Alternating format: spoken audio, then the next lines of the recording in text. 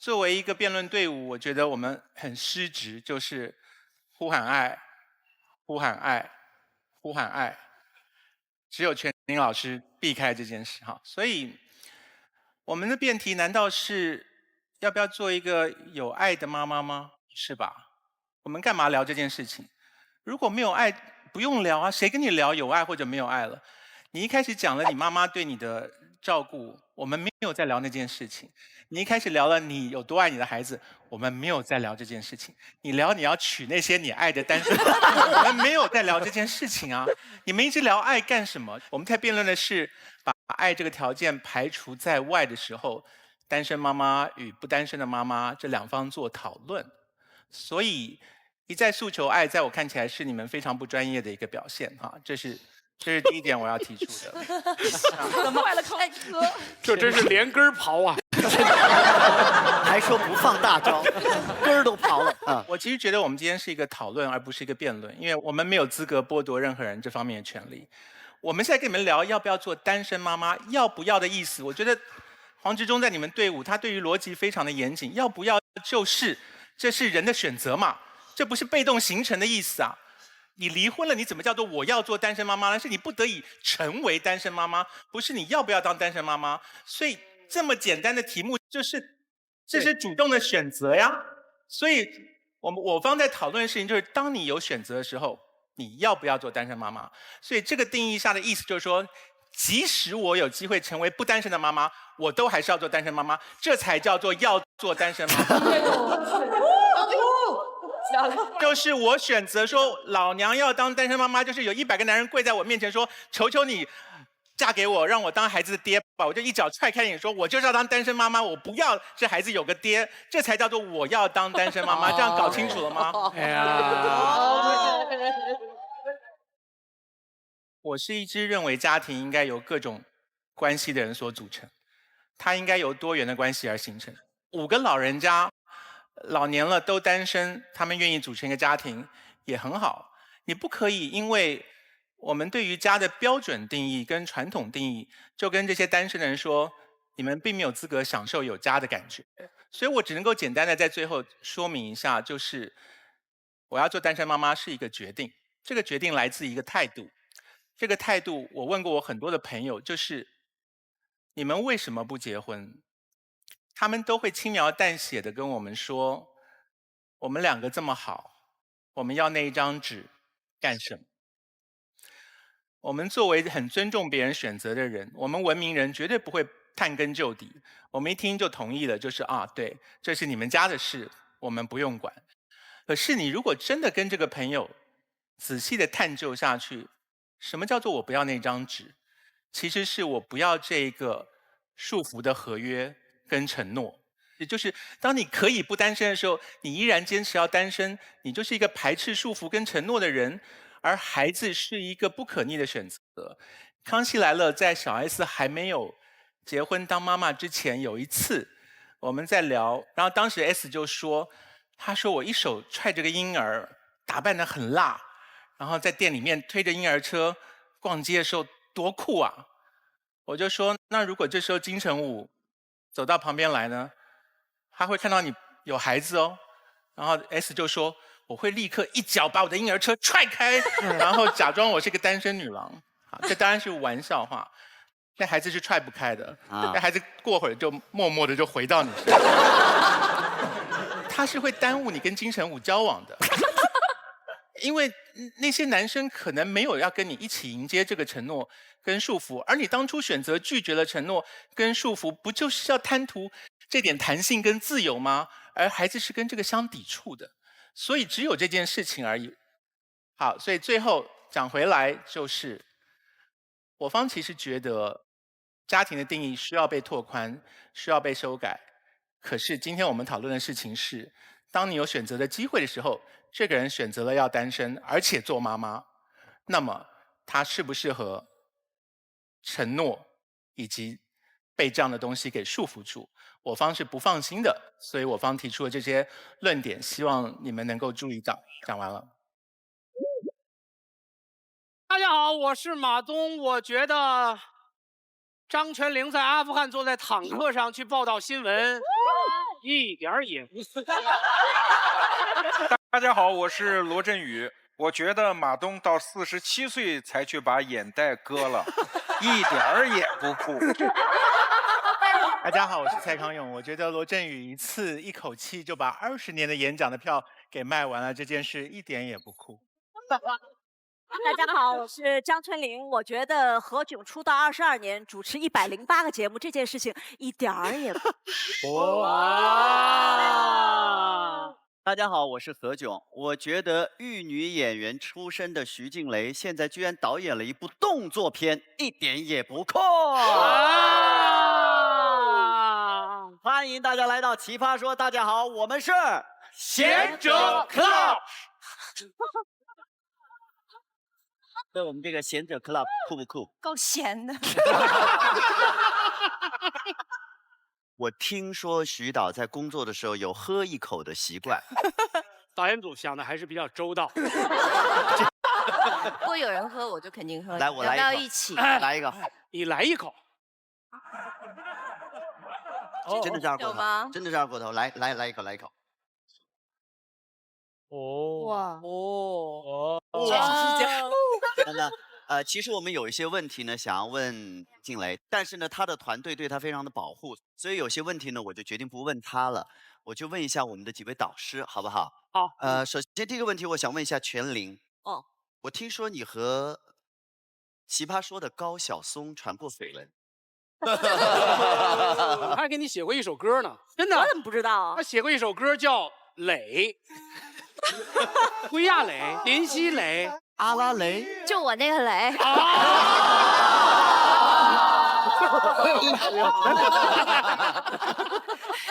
看来必须得多喝点。对，是的，是的。这什么节目？本节目是由掏出来搞事情的小米黑科技手机独家冠名播出，谢谢。我们的节目由奶后吐真言，我们的节目由奶后吐真言的纯真酸牛奶联合赞助播出，谢谢纯真。好，那么首先来看一下我们今天的辩题。单身妈妈通常情况下定义为有孩子但没有法定配偶的女性，包括未婚妈妈、离异妈妈、丧偶妈妈。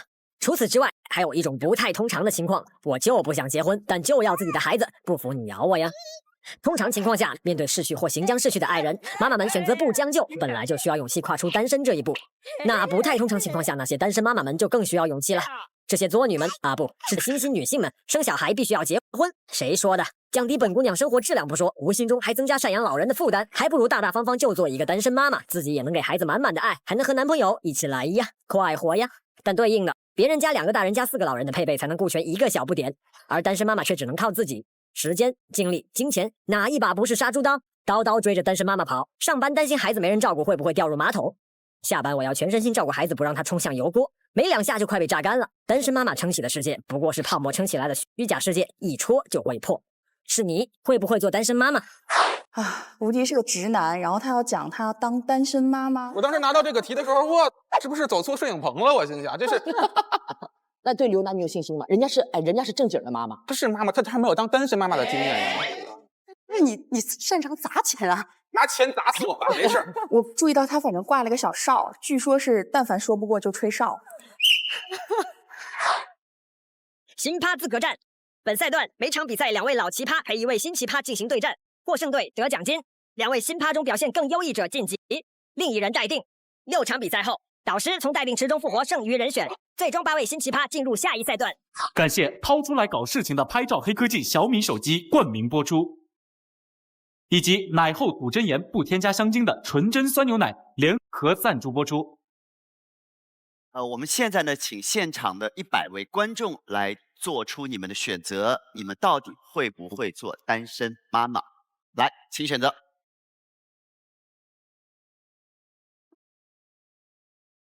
0，好，哇，有62位观众选择了反方，会做。我们的辩论呢是由4位导师，其中呢有2位将会要下凡参与辩论。到底今天有哪2位下凡来参与辩论？好，全力是正方，就是会做单身妈妈；康永哥是反方，不会做。我们也听听看另外2位导师。罗老师，你的态度是？我才不跟你在一起。我挺张泉灵。好，你也是正方。那我就不会，我跟康永哥一起不会。哎，怎么没有人问我呀？哎，真的啊？那何老师呢？我的回答非常的恶心。各位请准备好纸巾。我是反方，我不会做单身妈妈，因为我觉得我还是个孩子。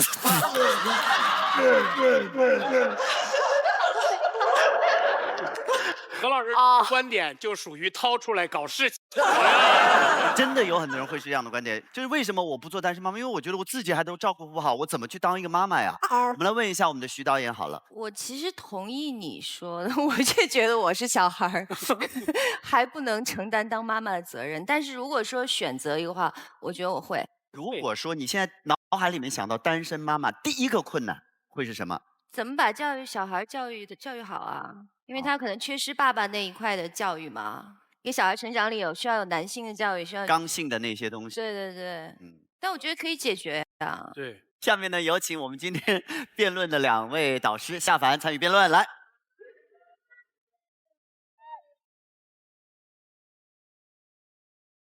好，我们看看我们反方第一个要来发表自己观点的是谁？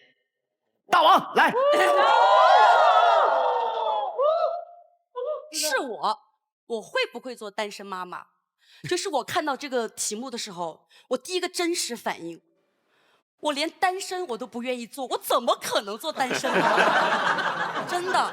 所以一直以来呢，我都是就是马不停蹄、不留缝隙的在找男人谈恋爱，谈恋爱找男人，找，谈。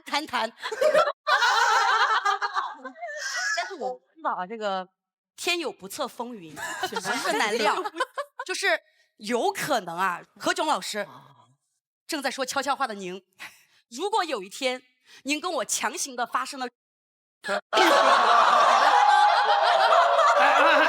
我们很怀疑是谁强行的。反正就是一不小心嘛，得多不小心啊！一不小心发生了。我们有了爱的结晶，但是呢又很不幸，何老师，你被外星人抓走了。哎，等一下，大王，我突然想问一下，如果放在前几集我没来的时候，像这种时候，你通常会拿谁做例子？高晓松。马老师怕了，马老师，你也不用这么快把我推出去吧？没问题，这次是我不小心。没想到你会承认。然后我们还有爱的结晶，然后我们有了爱的结晶。我发生了什么事？然后我走了。你被外星人抓走了。然后这个时候，真的，眼看我就要成为单身妈妈了，怎么办？我都想好了，我一定会把孩子送给潇潇，让潇潇做个坚强的单身妈妈。哎，大王，我也不想单身。不是，为什么我会觉得我不行呢？是因为我太清楚，像我这样一个不在乎传宗接代，只想找男人恋爱的女人，我真的如果生个孩子，我就是自己来带的话，不仅是给我添麻烦，我觉得更是给孩子添麻烦。我有一些设想啊，就比如说，在我作为单身妈妈那个漫长的岁月里，我一定会耐不住寂寞，一个接一个的谈恋爱。再想一想，等我孩子再大一点的时候，就是情窦初开，有的妈妈啊就会担心孩子，去偷看孩子的日记，然后呢就可能会看见孩子，哎呀，又暗恋了隔壁班的谁谁谁，我也去偷看我孩子日记，我的孩子写的是，我的妈妈又失恋了，我再也不相信爱情了。然后呢，到了一些什么春节、中秋节、元宵节这种需要全家聚在一起其乐融融的日子，可能我又陷在了爱里面，没有时间陪他。这个时候，我的孩子他会不会觉得很孤单？他会不会把自己反锁到家里面，默默的抽泣？因为这是我真实的，在我老家一个哥们儿跟我讲的。他小的时候就是跟着妈妈过嘛，然后呢，有一年大年30的时候，他自己一个人在家里，他就趴在那个窗台上，看着外面万家灯火，心里觉得特别的落寞。突然他还听到了电视机里面传来了一阵歌声，我想有个家，一个不需要多大的地方。然后从那天起，每年大年30的时候，他都要做一件很矫情的事情，把自己关在那个房间里，单曲循环我想有个家。然后与此同时呢，我就会收到他发给我的一条短信。今年过年我又去哪儿过嘛？所以我第一次收到的时候，我很心疼他，但是我不知道该怎么回他这个短信。我知道其实现在单身妈妈在很多人眼里看起来想象中都是很酷很时髦的，但我为什么这么抗拒这件事儿呢？我说实话，我害怕。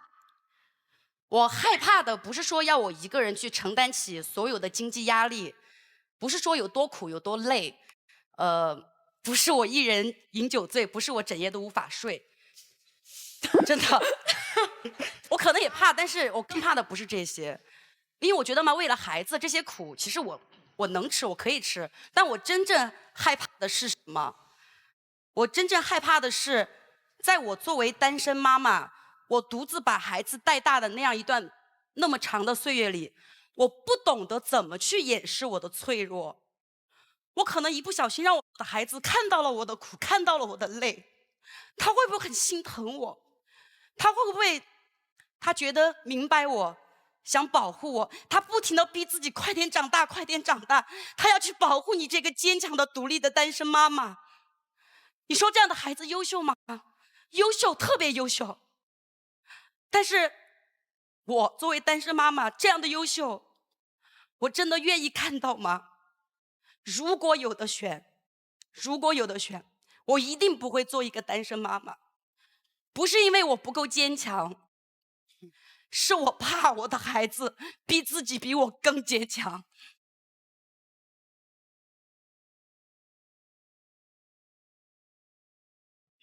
每一个像大王这样飞扬跋扈的女孩子，都会有很脆弱的那种不为人道的不坚强的一面。我是很感动，但是我还是很不理解你把咱俩的孩子交给潇潇带这件事。刚刚听大王说他要翻他孩子的日记本，我以为他是要在那里面找对象。我连我孩子都抢出来了。看看小明。哎，小明不错，小米也不错。你看看正方的一辩是谁？好，来，甜甜。其实我觉得啊，就大王还是在这个年轻啊，就还在不停的寻找男人的阶段。等到了老姐姐这个年龄，等你洗尽铅华之后，你就知道过了这个时代了。我讲讲我的想法啊，2017年的早春，我范甜甜产生了升职的冲动。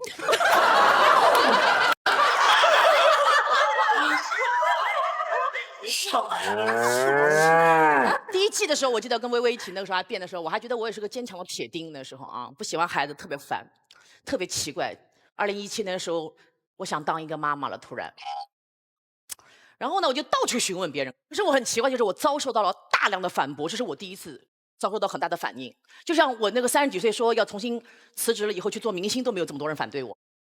但是我突然觉得说我要当单身妈妈了，竟然有那么多的人反对我，我很意外。因为很多人给我的第一反应说什么嘛，没有爱人，你没有老公，你一个人生孩子，就是这样吧，一个大问号。我觉得很奇怪，我作为一个女性带有子宫，是不是？因为我没有爱人，所以我就不能生孩子，你要剥夺我的生育权利，这样对吗？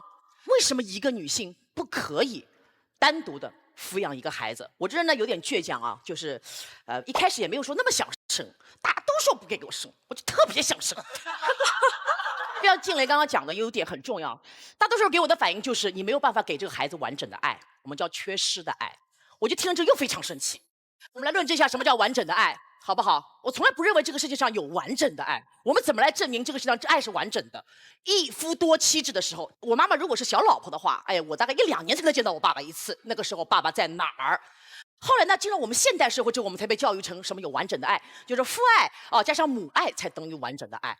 这是我们近代社会之后才给大家有这样的想法的。哎，可是我就在想这个问题了。现在是2017年了，时代变了呀，对不啦？像我们这种多元的、新鲜的女性都已经出现了。前2年美国就有个什么片子《Modern Family》，你看过没有啦？里面所有的这种各种各样的家族很多的呀。在这里讲这些东西，其实想要论证的什么东西？就是其实家庭有各种各样的家庭，爱有各种各样的爱。我们不可以说谁的爱是特别的完整，谁的爱就特别的缺失。就像我觉得爱是不可以叠加的。比如说你有100个朋友，我只有1个朋友，不代表你就多我99分的爱和多99分的友情。而且我觉得只要这个孩子他所有的情感需求我能够满足他的话，我觉得他就得到了我全部的爱，甚至于完整的爱。现在我想讲一下为什么我一定很想当一个单身的妈妈。奇葩说已经很长时间没有录了，这1年发生了很多事情。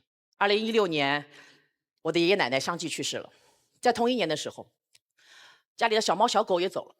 对我爸爸来说是个沉重的打击，因为他这1年的话，等于他的父母双亡，然后他养了10几年的，等于像孩子一样的小动物也全都走了。我看他憔悴的样子，我很难过，心里面。大家都知道我多爱我爸爸，我发现我爱的人越来越少了。我很感谢有这么多的人爱我，可是有的时候我真的很希望再去爱一个人。可是如果追逐爱情这样的一个虚无缥缈的东西，有的时候我们真的不知道爱情什么时候可以从天而降。尤其是追逐这样一个非常缥缈的东西的话，我突然很想抓住一种东西叫亲情。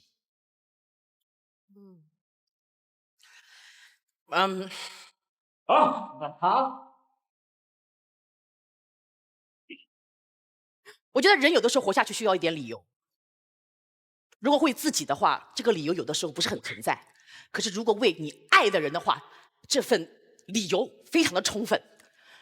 我想接下来我还有很多年可以活，我希望你们大家给我一次机会，对我们不要太苛责，让我生一个孩子，让我全身心的去爱他，让我把我一生的故事告诉他，让我把我所有的武功传给他。我在30岁之前，我过了一种样的人生，自由自在、潇洒、任性、脾气差各种。可是我希望从今天开始，从这里做一个时间阶段，我想开始另外一段人生，我想尝试一下另外一种生活方式，我想有一个实实在在的东西放在我面前。Sorry， 我的小生命，我希望能够让我全心全意的去爱他一次，直到我生命的消失。所以如果是我愿意当单身妈妈。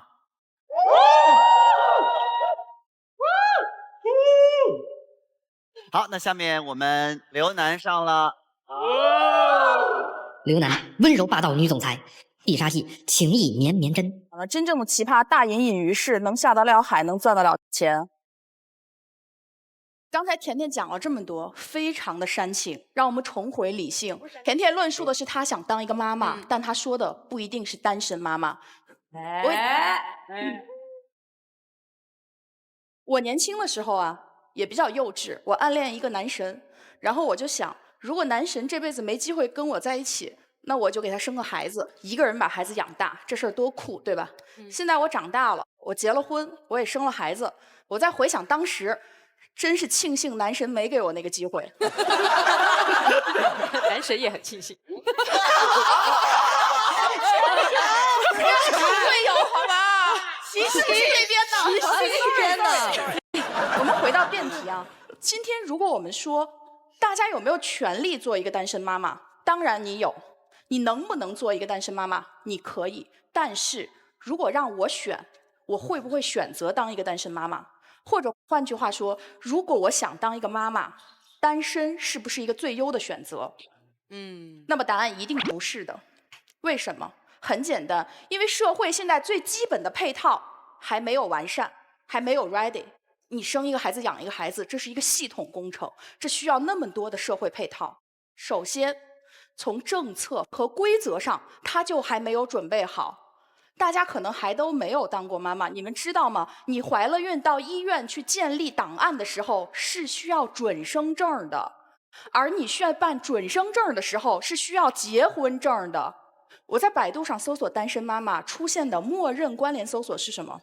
单身妈妈怎么给孩子上户口？户口大家都知道，跟孩子的学籍、跟孩子的教育相关，跟孩子的疫苗计划相关，这些现实的问题都躺在我们面前。好，今天我们会有很多精英女性振臂高呼，说什么这些都不是问题，我可以不要户口，我孩子上国际学校，我疫苗打自费的。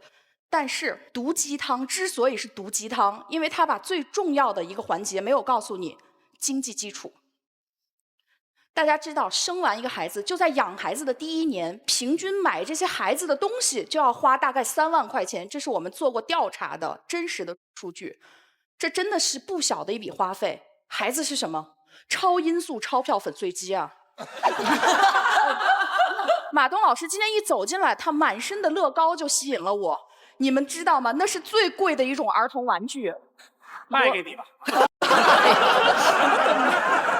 罗老师这么有才华，从来不卖东西。他是什么时候开始卖东西的呢？就是他自己有了孩子之后啊。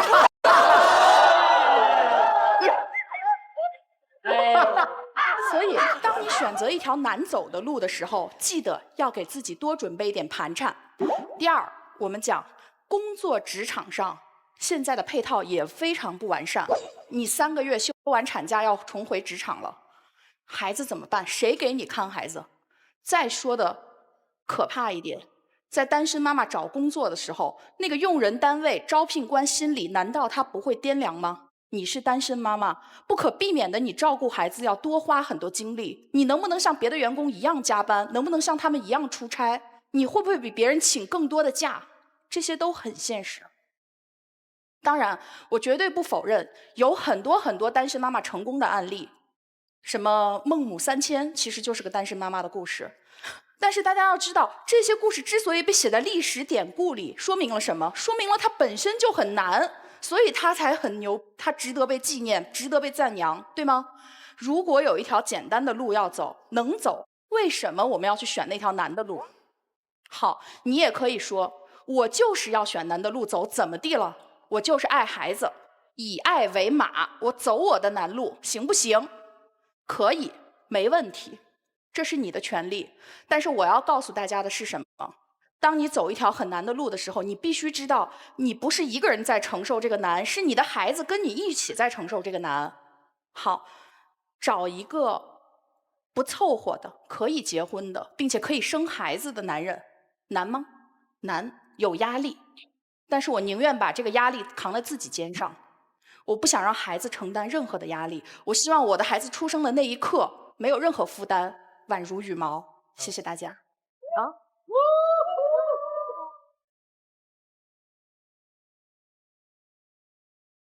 那接下来到我们正方了，正方，哎，董静来，哇哦，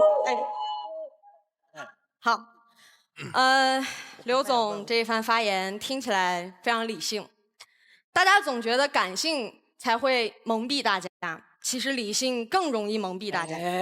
刘总刚刚认真跟我们分析了一个妈妈带孩子有多难，但他偷偷的把妈妈带孩子的难替换成了单身妈妈带孩子的难。我们带孩子的时候，因为孩子费钱，所以我们要多挣；因为孩子很脆弱、很敏感，要轻如羽毛，所以我要为他承担生活的重任。这是每一个爸爸和妈妈都要承担的，无论你单身还是不单身。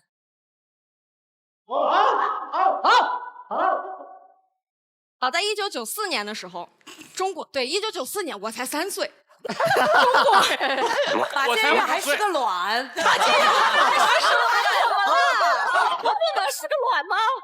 我在马建岳还是个卵的时候，中国某省就收到了大量女性的电话，她们声称自己还没有结婚，但是不想孤独终老，所以想要一个试管婴儿。这样的电话越来越多，一直到2002年，这个省在自己的人口计生条例上增加了一项规定，就是已经到达婚龄但没有结婚，并且决定终身不婚的女生，可以通过医学手段获得一个孩子。这个数据代表了一个什么事儿呢？说明女生想当单身妈妈这件事儿，并不是我们今天捏造出来的，而是在社会上存在着大量的需求。但这个事儿为什么今天还要被我们拿来争论？是因为很多人在决定做单身妈妈之前会有很多顾虑，这些顾虑刚刚对方已经分条逐列的给我们陈述过了。但大家发现没有，我们在讨论这些顾虑的时候，都站在妈妈的角度去思考，可是孩子是怎么想的？今天我就想站在孩子的角度上跟大家聊一聊，被单身妈妈抚养大是一种什么样的体验。但这个孩子不是市民王先生，是我本人，我就是一个被单身妈妈养大的孩子。从小到大，我受到的最大的一个质问，就是如刚才女神所说，我单身家庭长大的孩子会不会性格上有缺陷？讲这道题之前，我问自己，我性格上有缺陷吗？我有。但是呢，我的这个缺陷，并不是我妈妈独自把我养大这件事儿带给我的，而是我妈妈当时害怕要独自抚养我，而不得不和我爸硬凑在一起过日子的那几年带给我的。那时候我们家刚从敦煌搬到天水，然后我到了一个新的环境，我适应的不是很好，我在新学校就被同学们欺负。有一天我浑身都是泥点子回到家，分别见到了我的亲爹和亲妈，他们根本看不见，没有人意识到我衣服上是泥点子，没有人意识到这孩子今天是不是发生什么事儿了。当时我爸我妈心里在想什么？他们每天都在想着我怎么能跟他吵这一架，我这一架怎么吵我才能吵赢他。你们知道吗？刚刚刘总把幸福的家庭和单身妈妈去做类比，说幸福的家庭能带给孩子那么多东西，而单身妈妈不行。但是如果拥有一个幸福的家庭，我们要讨论今天这件事吗？在一个不幸福的家庭里，当一对夫妻剑拔弩张、两军对垒的时候，孩子夹在中间，只能当炮灰。我就当了很多年的炮灰。后来有一天，我妈终于想通了，她觉得这个婚姻真的没有办法维系下去了，她决定跟我爸离婚。父母离异不是一个好事儿，但我就觉得，就在他们离异的那一刻，我的生活才走上了正轨。我终于迎来了正常的家庭生活。所以大家看，一个不幸福的家庭对孩子的伤害是无法估量的。所以我们说，当单身妈妈一定是一个比较差的选项，比较难的选项，我不能接受这种说法。那么还有第二个非常重要的顾虑，就是经济基础。很多人在做单身妈妈之前会犹豫，我养不养得起这个孩子。我妈妈也有这样的犹豫。她在离婚之前是一个十指不沾阳春水的女儿，她是他们家最小的女儿。她在家靠父母，进入社会就遇到了我爸。她很少独自去承担生活的重担。我妈是一名戏曲演员，之前她只在剧院演出，后来离婚之后，她为了能有更多的钱，她什么山区的演出她都接。有一次她演出回来，连嘎吱窝里都被那个跳蚤咬了很多的红点儿。这个事儿让我看到了一个女性，即使是一个柔弱的娇滴滴的女性，在面对自己的孩子的时候，可以被激发出巨大的能量。但这个故事最棒的地方还不在于她含辛茹苦养了我，而在于她在含辛茹苦养我的过程中，因为工作机会越来越多，她完成了自己的事业积累。我妈现在是我们当地小有名气的一个戏曲演员，也算是个角儿。她有一些自己的戏迷，在逢年过节的时候还会给我们家送土特产。你们知道吗？老乡用粮食喂了1年养成的猪割下来的猪肉，真的非常好吃。这件事儿让我看到了，一个人如果拥有了自己热爱并且擅长的事业，是一件多么幸福的事情。所以它也影响了我。我长大之后，我也要找到我自己喜欢的事情，而且我很幸运，我找到了，我还在努力去做。我妈当初硬着头皮离婚做单身妈妈这个决定，教会我最重要的事情就是不妥协和不将就。在我成长的过程中，我会遇到很多困难和诱惑，正是这种不妥协和不将就的品质，才让我一直走在自己想要的方向上。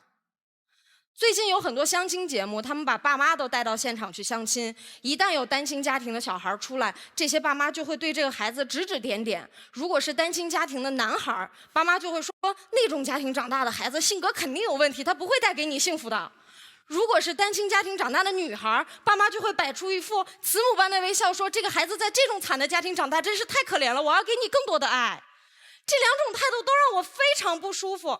我觉得就是这两种态度成为了我妈妈当初犹犹豫豫不敢离婚的原因。其实我做过情感调解记者，我有太多为了孩子勉强结婚之后过得很惨的案例，我不太想要讲自己的事情。但是我在跟节目组的导演沟通这件事情的时候，他们告诉我一句话打动了我。他们说：“董娟，如果你不讲出来，就说明你跟那些要指点你的人想的是一样的。你觉得你这个事儿不是好事儿，不应该讲。所以我觉得我今天要站出来，我要讲这些事儿。我想让大家看看我是单身妈妈养大的，我除了脸有点大，别的是不是都挺好的？所以今天我方说要当单身妈妈，并不是说我们鼓励在座的所有人来，我们去当单身妈妈吧，不是这样。我们希望通过今天我们探讨这个话题，我们去倡导一种新的生活方式，把结婚和生孩子当成非常重要但完全独立的2件事去做。如果你还没有遇到爱情，但心怀期待，还想继续等待，在等待的过程中，你拥有了生殖冲动，想有一个自己的宝宝，别害怕，生一个。谢谢大家。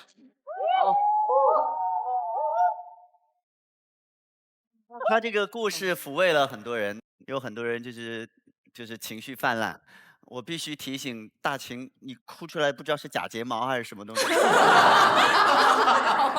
把假睫毛哭出来了，对啊。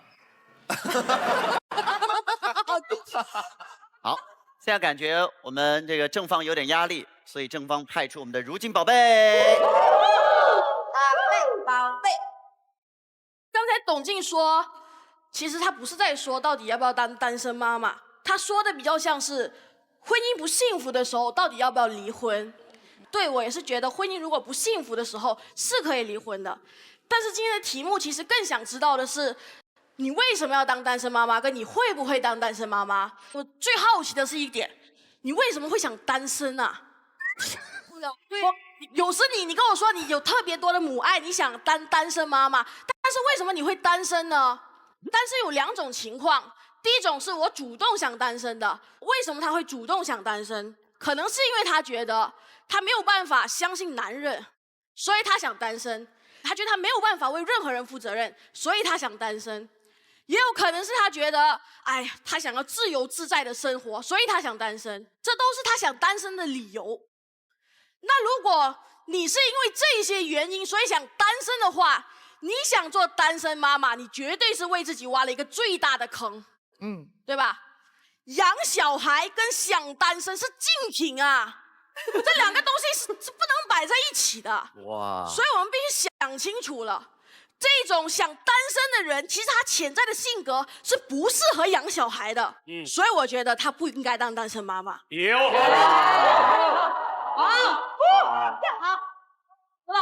另外一种情况是被动单身的，就是说其实他想找一个男人，但是不知道为什么他找不到。然后他前年姐自己说不容易的，我也不知道为什么他找不到。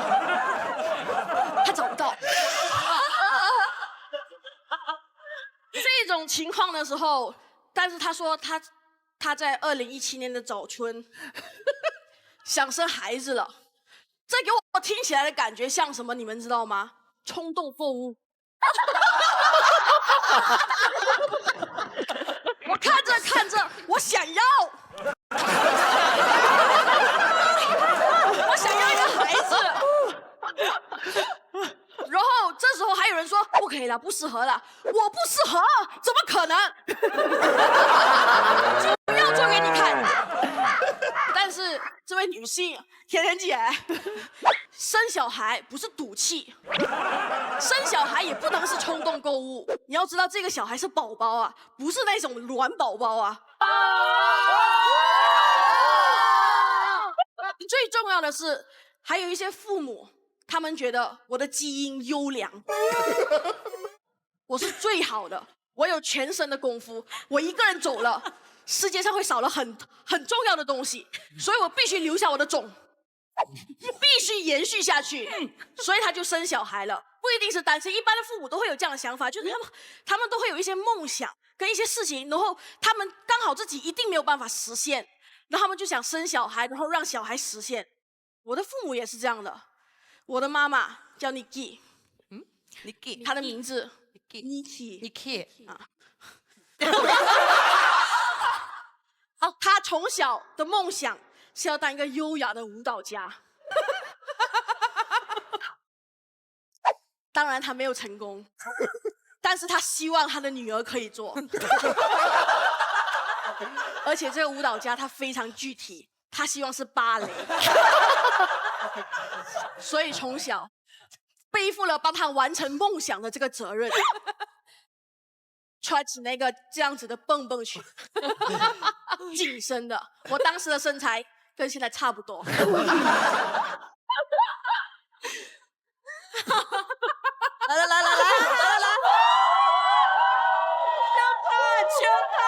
来，可爱！我现在记得的就是这个动作了，学的是天鹅舞。我现在除了长得像天鹅之外，我已经忘记了那个舞了。我每一天都要硬生生的去这样一直跳 point， 我也不知道我在干嘛，但是我妈说这好。哎，对，就是这个音乐，来，我不会，反正直到这个老师很慎重的跟我妈说，他真的不适合，你带他回家吧，他真的不行啊。说了很久，我妈才放弃这个梦想。我现在听到这种音乐，我觉得还有点阴影，你知道吗？所以我现在喜欢吃这种禽兽类动物。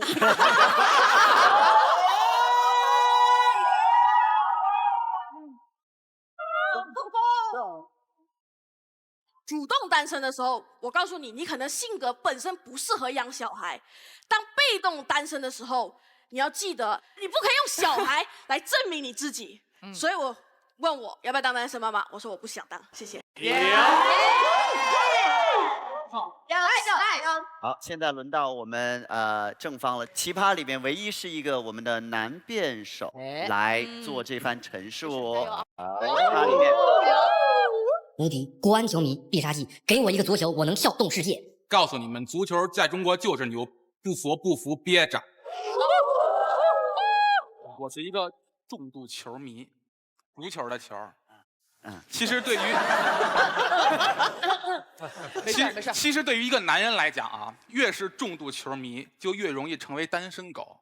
我之前有过可以结婚生子的机会，但是由于世界杯不小心错过了。怪世界杯。但不可否认的是，每个男人心中都会住着一个小孩。在我的世界里面，没有什么比一个小孩陪我一起看球、一起通宵熬夜刷世界杯更幸福的事儿了。你们知道我在工体看球的时候，除了场上最激烈的比赛之外，什么最吸引我吗？就是那些球迷老爸把自己的孩子扛在肩头并肩战斗的画面。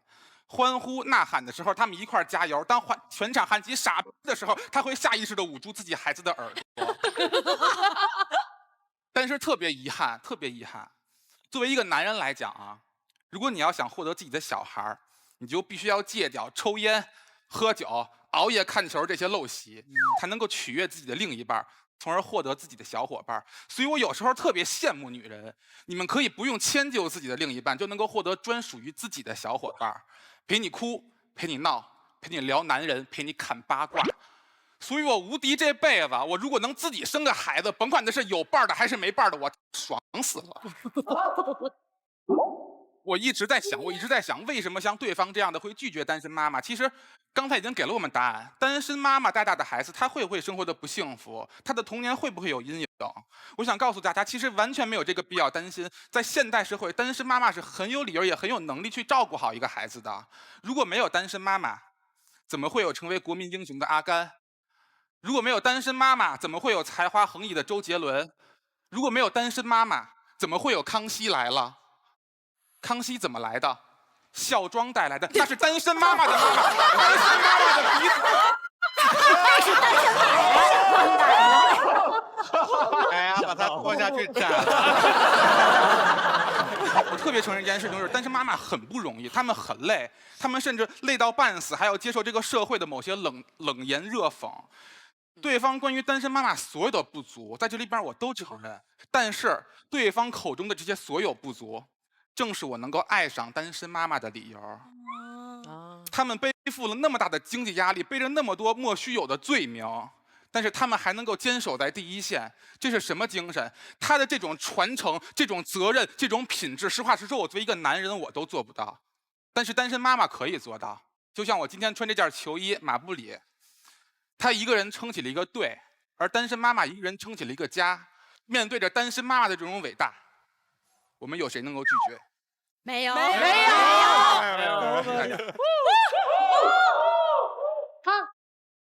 他说的好像今天的题目是你会不会爱上一个人？他说的其实是如何让单身妈妈不再单身。你单身吗？交给我，大概是这个意思啊，对啊。好，那个潇潇不服哈，潇潇，哎呦，我跟你说，吴迪就是个神经病。刚才一直在强调传承2个字，还折腾出他想做单身爸爸了。他要带他的儿子去看球，你万一生出我这么一个儿子，你怎么办？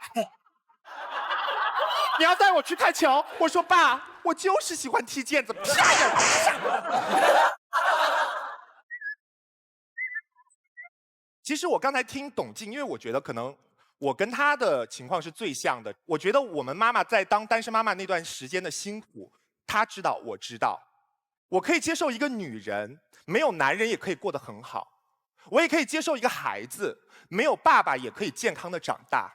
但是我没有办法接受的是，董静在看到她的妈妈，在我了解到我的妈妈做单身妈妈的那段期间那么辛苦，满手已经被钉的是包的情况下，然后告诉你们自信一点，你们可以的。我没有办法接受这个，所以说，千万不要觉得我们剥夺了你的权利，只是在我方的观点，我们希望给你们一点点这样的建议，谢谢。因为刚才我们是反方先开辩，所以呢，我们结辩的时候先由正方。按规矩，我是坐着的还是站着的？看你对这一场的情势的估计，如果你觉得坐着就能够打败我们的话，你就坐着。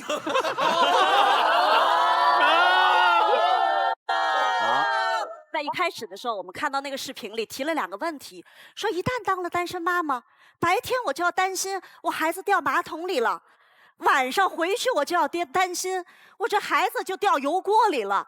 请问这2种情况有爸爸在的时候能帮上忙吗？不能。所以重点是什么呢？你们以为有一个婚姻的时候，你们就不是单身妈妈了吗？不是的，重点是，在中国现实的条件底下，大多数的家庭，即便婚姻结构是完整的，事实上你们都会当单身妈妈的。对孩子的情绪的影响会是单身的，很多的父亲是缺位的。第2点，对方一直在说说我们不要当单身妈妈，说你一旦当了单身妈妈，你是痛快了，你是图了你的生命完整，你的孩子呢？你的孩子是不是在一个不完整的环境里长大？他长大了，性格有没有缺陷？我不想用个体来做例子，因为任何的个体你都能找到反向的个体。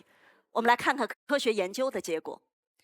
就在2016年的时候，剑桥大学发了一份研究报告。这份研究报告拿51个自愿接受人工受精的妈妈组成的单身家庭和51个完整结构的家庭进行了对比。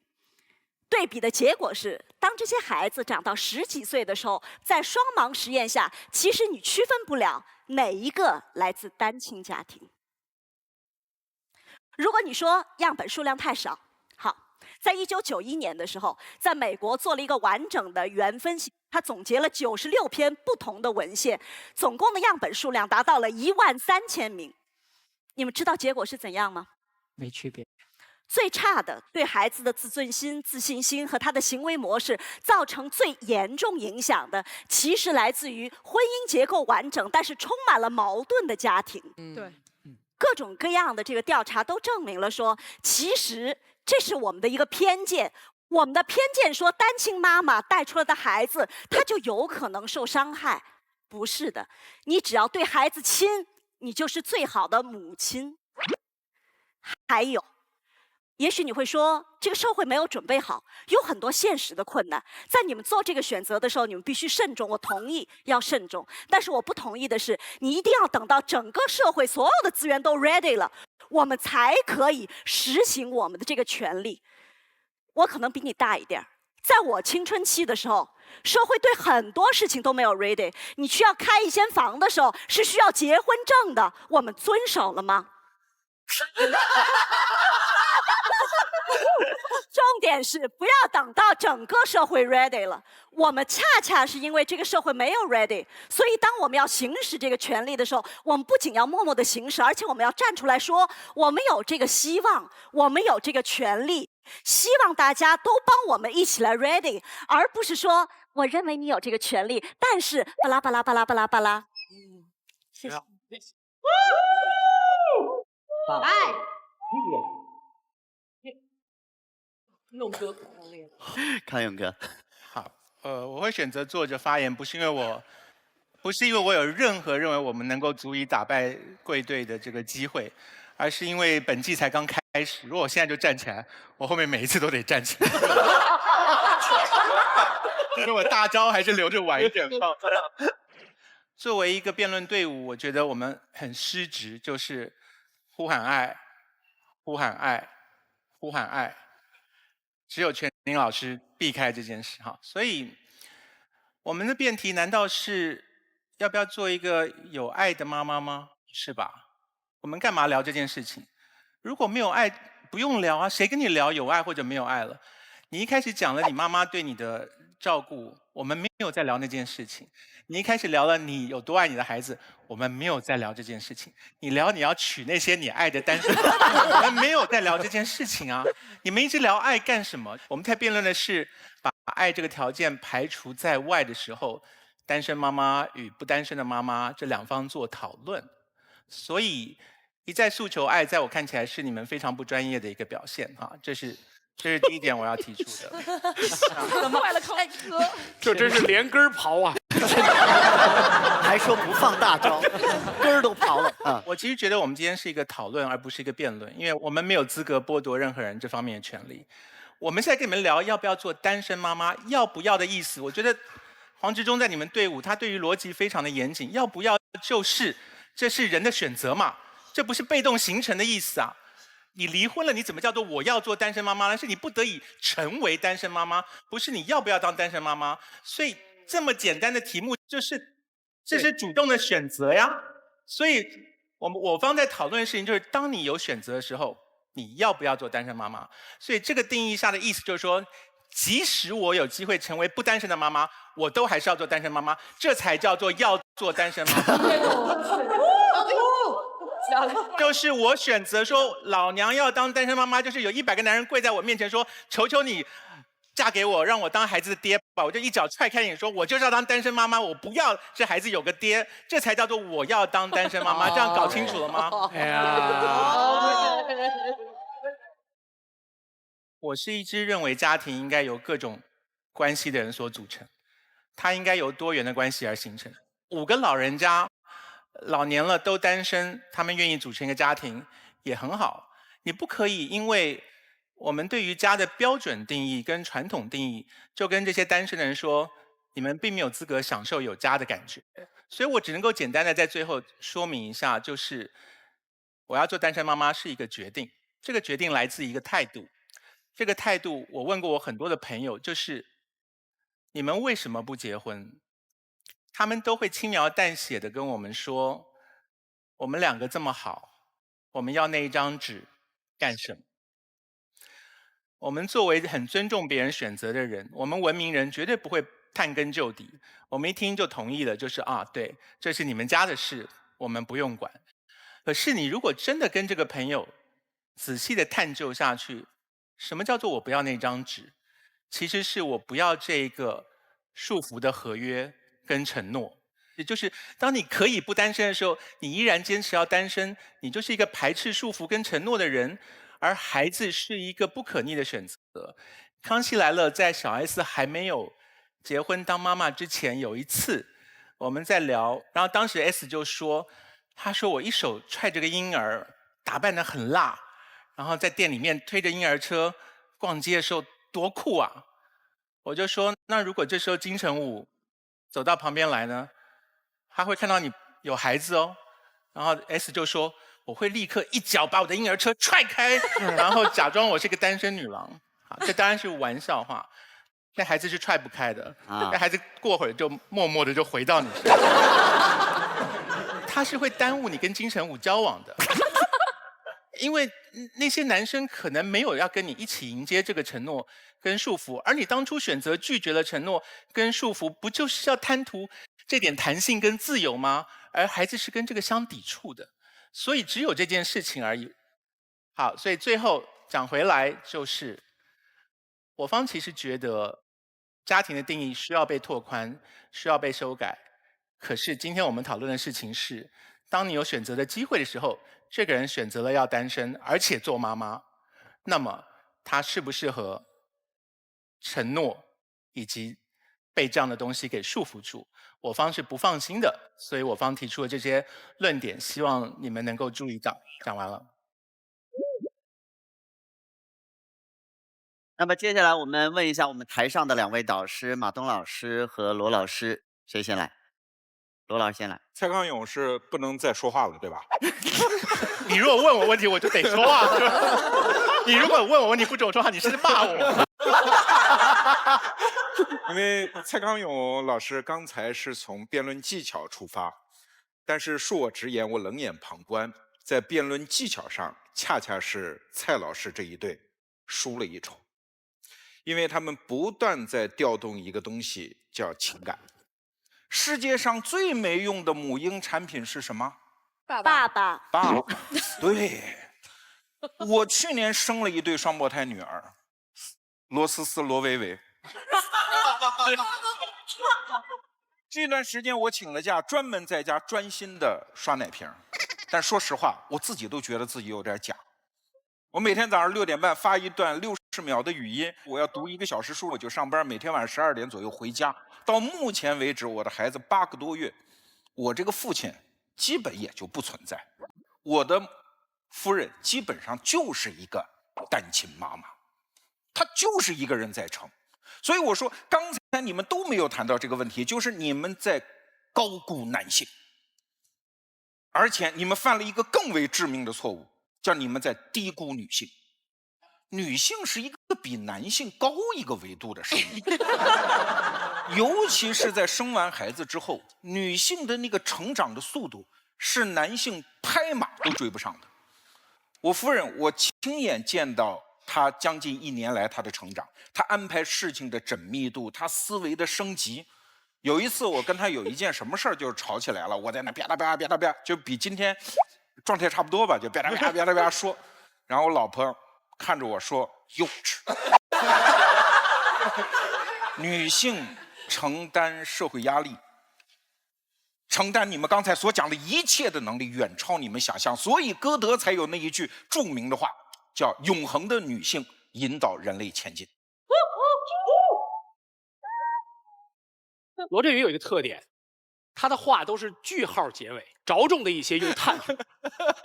我不敢用叹号和句号去结束我的话，我只敢留一些问号，最多是些省略号。就范甜甜说的那个2017年早春的生殖冲动，你的生殖冲动有了，你无法克制。你今天的这个决定，什么时候会出现一个答案呢？大概是10几年之后，10几年之后，就是你的孩子在青春期或者他懂事儿了的时候，他会问你说：“妈妈，你当时选择做一个单亲妈妈生我，是怎么想？”你回答说：“我就是那么想的，所以我选择了自己生你。”如果这样的话，妈妈，你为什么不去领养一个孩子呢？你说不，因为我有生殖冲动。他不会说什么，因为他爱你。但是你有没有觉得，当他问出来的时候，其实你欠他点儿？我建议你今天晚上带着这个问题躺在床上，喝一罐纯真酸奶，奶后吐真言，看看你是不是真的想当一个单亲妈妈。我说完了。好。现在我们所有的辩手和导师都已经发言完毕了，现在由现场的100位观众做出你们最后的选择，请投票。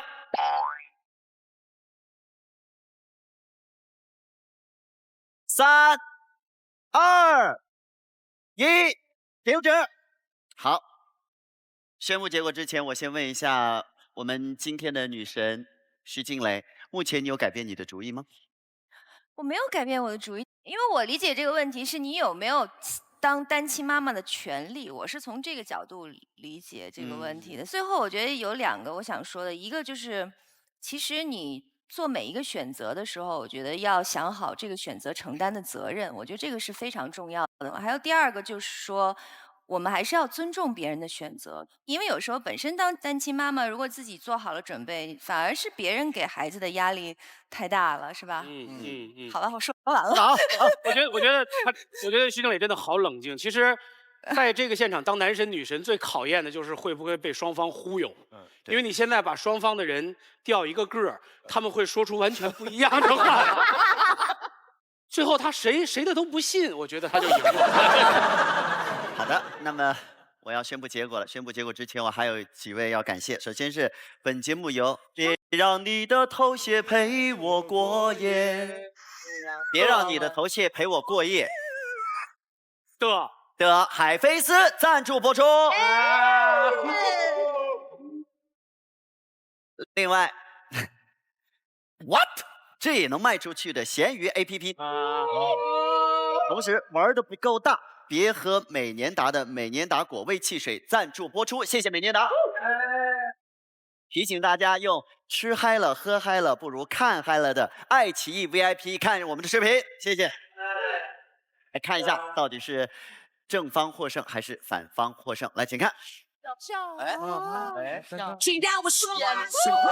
好，祝贺反方，那么反方就获得了由纯真为我们提供的10万元的纯真奖学金，谢谢纯真酸奶，谢谢，谢谢。来，今天我们2位新奇葩啊，一位是刘楠，一位是吴迪。那3位，请在你们的题板上写上你们觉得今天表现更优的新奇葩，他将进入到下一轮。那么得票少一点的那位将会待定。来，请。感谢别让你的头屑陪我过夜的海飞丝，我靠，这也能卖出去的闲鱼 APP， 以及玩的不够大，别喝美年达的美年达果味汽水的大力支持。好，导师已经选择完毕了，请亮牌。刘楠3票，祝贺刘楠晋级。同时呢，吴迪没有关系，是暂时待定。好，我们的节目是由掏出来搞事情的小米黑科技手机冠名播出，谢谢大家，下期见。